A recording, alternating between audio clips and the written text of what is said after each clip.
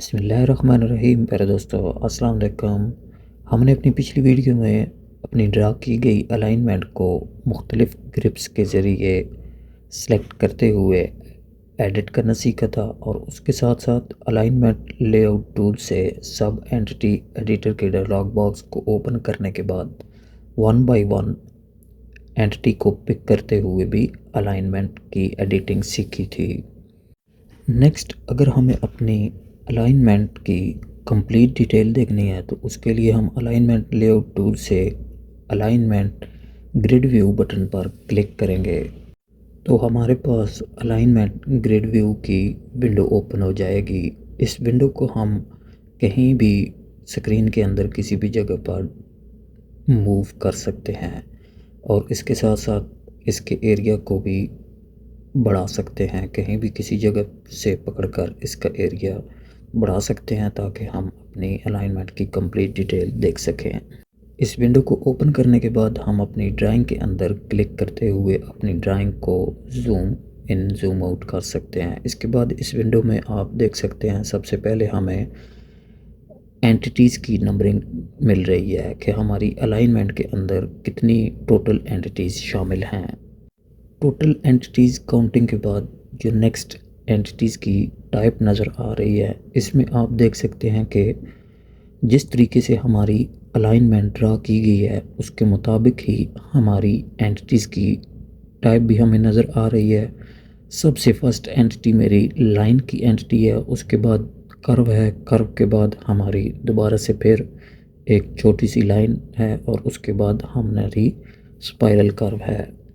Entity type کے اندر ہم اپنی کسی بھی اینٹی کو سلیکٹ کریں گے تو ڈرائنگ کے اندر ہمیں وہ اینٹی ہائی لائٹڈ ہوتی ہوئی نظر آئے گی۔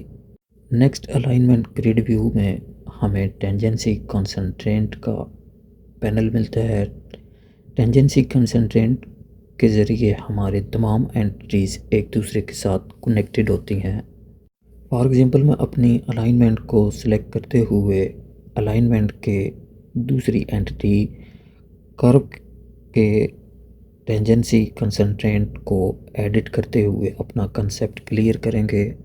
ابھی پریزنٹ پوزیشن میں میری یہ کرو دونوں سائیڈ سے ٹینجنٹ کنسنٹریٹ ہے، تو اس لیے اس کرو کو ایڈٹ کرتے ہوئے اس کرو کے ساتھ میری جو دو لائنز سٹارٹ پہ اور اینڈ پہ اٹیچ ہیں وہ بھی اس کرو کے ساتھ ایڈٹ ہو جاتی ہیں، یعنی موو ہو جاتی ہیں۔ لیکن اگر اسی کرو کے سیٹنگ میں جا کر اب میں اس کے ٹینجنسی کنسنٹرینٹ میں ناٹ کنسنٹریٹ کر دیتا ہوں، اور اس کے بعد اپنی اس کرو کو سلیکٹ کرتے ہوئے ایڈٹ کرتا ہوں، یعنی لیفٹ یا رائٹ اس کو موو کرتا ہوں، تو اب اس کے ساتھ اٹیچ ہونے والی لائنز موو نہیں ہوگی، یعنی ایڈٹ نہیں ہوگی، وہ اپنی اوریجنل حالت میں اپنی جگہ پہ فکس رہیں گی۔ آپ دیکھ سکتے ہیں ٹینجنسی کنسنٹریٹ کو چینج کرنے کے بعد میں نے جب اپنی کرو کو ایڈٹ کیا ہے تو میری کرو ایڈٹ ہوئی ہے، اس کے ساتھ اٹیچ ہونے والی لائن ایڈٹ نہیں ہوئی۔ ٹینجنسی کنسنٹریٹ کے دو کنسیپٹ ہم نے کلیئر کر لیے ہیں۔ میں دوبارہ سے کنٹرول زیڈ پریس کرتے ہوئے اپنی الائنمنٹ کو اوریجنل حالت میں لانے کے بعد اب میں ٹینجنسی کنسنٹریٹ میں جا کر دوسرے آپشن کو سلیکٹ کرتا ہوں جس میں کنسنٹریٹ بائی پریویس لکھا ہوا ہے۔ اس آپشن کے مطابق اب اگر میں اپنی کرو کو ایڈٹ کروں گا تو میری کرو کے ساتھ جو پریویس اینٹی ہوگی وہ اس کے ساتھ کنسنٹریٹ ہے، یعنی وہ ایڈٹ ہو جائے گی، چینج ہو جائے گی، لیکن نیکسٹ اینٹی چینج نہیں ہوگی۔ آپ دیکھ سکتے ہیں میں نے اپنی الائنمنٹ کو ایڈٹ کیا ہے، تو اس الائنمنٹ کے ساتھ میری جو پریویس اینٹی لائن تھی وہ ایڈٹ ہو گئی ہے، لیکن نیکسٹ اینٹی جو دوسری لائن اس کے ساتھ اٹیچ تھی وہ ایڈٹ نہیں ہوئی۔ اسی طریقے سے اب ہم ٹینجنسی کنسنٹریٹ کے تھرڈ آپشن کو سلیکٹ کریں گے، کنسنٹریٹ بائی نیکسٹ۔ اس کے مطابق اب ہماری کرو کے ساتھ جو نیکسٹ یعنی اینڈ پہ اینٹی کنیکٹ ہوگی وہ کنسنٹریٹ ہے، تو وہ چینج ہو جائے گی، لیکن جو پریویس اینٹی ہے وہ چینج نہیں ہوگی۔ آپ یہاں कर्व की एडिटिंग के बाद देख सकते हैं कि मेरी प्रीवियस लाइन चेंज नहीं हुई है। यहाँ आपने एक बात याद रखनी है कि जब हम स्पाइरल की टेंजेंसी कंसंट्रेट को चेंज करेंगे तो उसके तीनों पोर्शन में अगर किसी भी एक पोर्शन की टेंजेंसी कंसंट्रेट चेंज करेंगे तो तमाम पोर्शन की टेंजेंसी कंसंट्रेट चेंज हो जाएगी। नेक्स्ट हमारे पास हर एक पेरीमीटर पे कंसंट्रेट लॉक लगा हुआ है, इसको हम यहाँ से अनलॉक भी कर सकते हैं। लेकिन टेंजेंसी कंसंट्रेट को हमने डिफ़ॉल्ट सेटिंग के मुताबिक ही रखना होता है ताकि हर एक एंटिटी एक दूसरे के साथ कनेक्टेड रहे।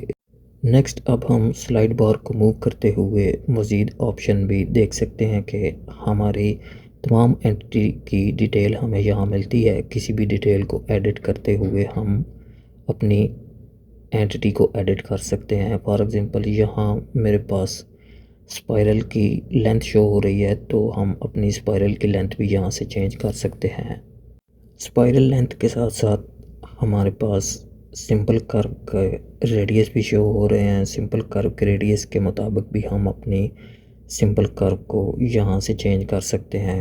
लेकिन याद रहे कि सिंपल कर्व एक दूसरे के साथ अटैच होते हैं, यानी अगर हम उसकी लेंथ चेंज करेंगे या उसका रेडियस चेंज करेंगे तो लेंथ के मुताबिक रेडियस चेंज हो जाएगा और रेडियस के मुताबिक लेंथ चेंज हो जाएगी।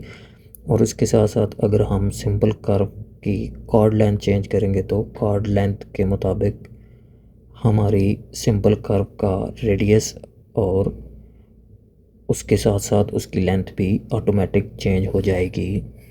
कॉर्ड लेंथ में आप देख सकते हैं कि हमें तमाम सिंपल कर्व्स की कॉर्ड लेंथ शो हो रही है, क्योंकि स्पाइरल की कॉर्ड लेंथ नहीं होती, इसलिए हमें यहाँ कॉर्ड लेंथ के अंदर स्पाइरल की कोई कॉर्ड लेंथ शो नहीं हो रही। स्लाइड बार को मूव करते हुए अगर हम लास्ट में देखेंगे तो हमें अपनी स्पाइरल की कंप्लीट डिटेल यानी pi station, pi northing easting और उसके बाद लास्ट में हमें स्पाइरल पीआई एंगल भी नज़र आएगा। ये थी मेरी आज की वीडियो। अगर वीडियो आपको अच्छी लगे लाइक करें। शुक्रिया।